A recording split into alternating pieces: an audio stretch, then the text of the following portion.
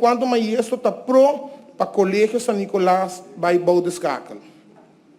Quanto maestro está pro para Abraham de Ver e Pieterboer vai Bau de SPCO. Conta possível que escola que cai bom stichting da queda com caráter de escola público se o governo não tem zeggenschap mais ding. Sei um ponto que eu quero ministro explica um pouco mais possível. A mim também, no momento que escola passa bom de stichting tá per caráter eigenschap que o governo tem poder e zeggenschap em dia. Sei um coisa que a mim personalmente foi tempo que me tata na vida, me tata na escola, então palavra que sempre é outra papia que é importante para a escola pública que existir. Desejar para o ministro por donar-me, convencer-me o plano de ministro com o plano de ministro tem. Quita a possibilidade para o Colégio São Nicolás estar em conjunto com o Descakel, em lugar que cai balde de Descakel. Então, usa seu plano que tem para evitar para MSB echt balde de Descakel.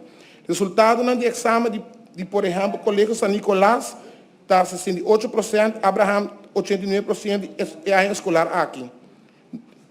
Não está refletindo que a escola merece respeito para queda de sua forma. Quita a possibilidade para adaptar o critério para todo o Colégio São Nicolás e Abraham que existir como DPS.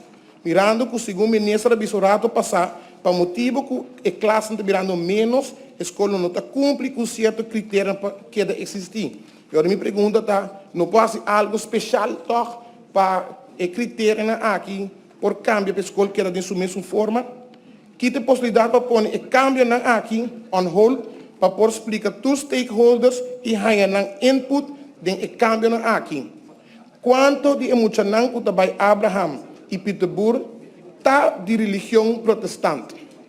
Como representante do povo, nós temos inquietude, preocupação com o maestro, com o estudante e também com o maior.